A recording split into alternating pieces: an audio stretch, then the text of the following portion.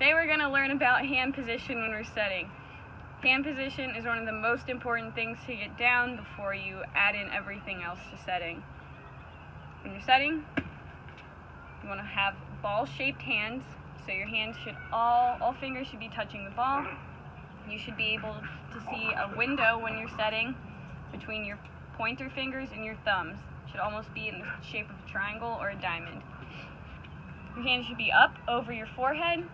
If you were to miss the ball with your hands when you're setting, it would hit you right in the forehead. That's embarrassing, and I have done it, and so is every other setter, I'm sure. One of the other things with setting, you always want your hands high above your forehead. None of this deep dishing stuff, none of this off to the side, always high over your forehead.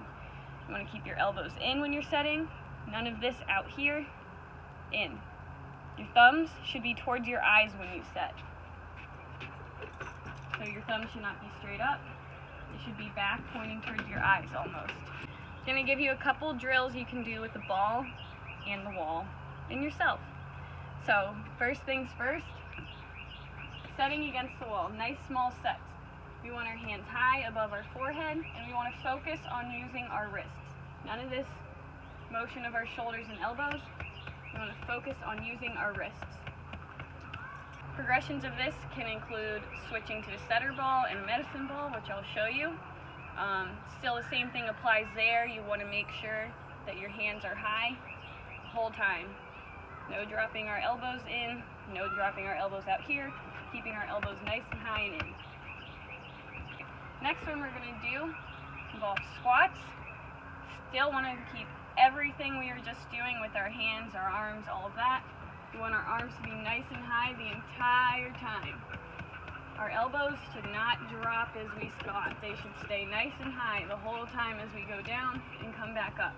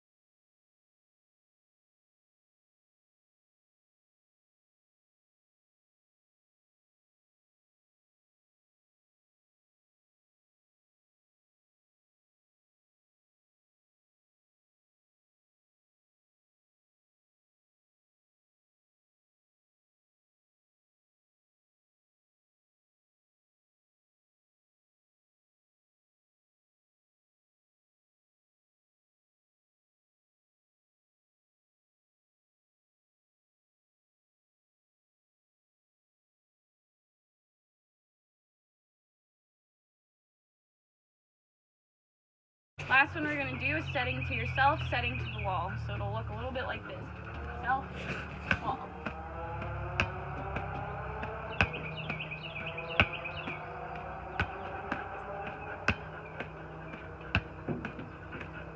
If you notice how my hands change position from being up to out, it's just like if you're setting an outside, you want to follow through to your target.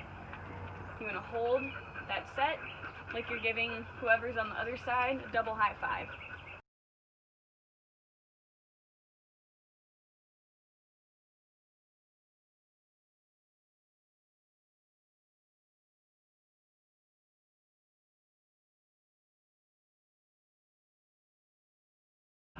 Next thing we're going to talk about is movement.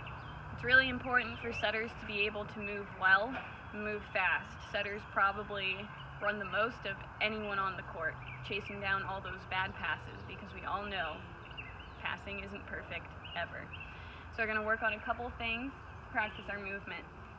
If you have a ladder, that's great. If you don't have a ladder, you can use chalk and draw 8 to 12-inch by 12-inch squares and use that. First thing we're going to do, kind of work on side shuffling.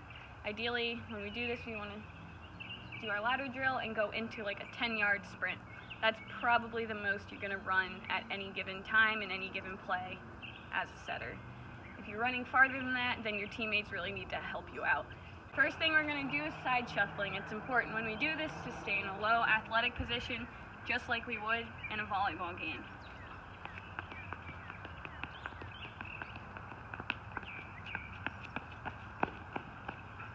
Next one we're going to do is shuffle going forward.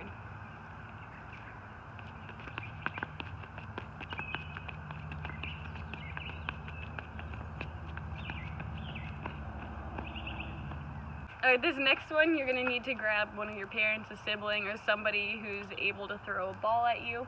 This is to simulate moving from base to the net and then moving to the ball.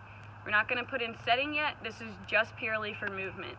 If you have cones, great, set them up 5 to 10 yards apart to represent going from base, going to the net. The biggest problems I've seen with setters is not getting all the way to the net. We all know that passes aren't perfect. However, when there are good passes and you're not at the net in the right spot, then it makes you look bad. So you always need to get to the net, see where the pass is going, and then move.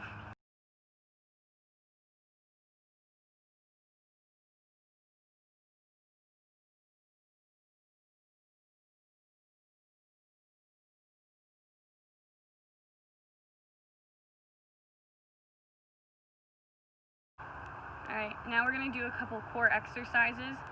Very important to get a strong core for all sports. So, here's a couple things you guys can do. First one, get a ball, doing side plank. Get down in the side plank, hold the ball up nice and high, hold this for 20 to 30 seconds, and then switch to the other side. This next one, you'll need a sibling or a parent again to toss a ball at you.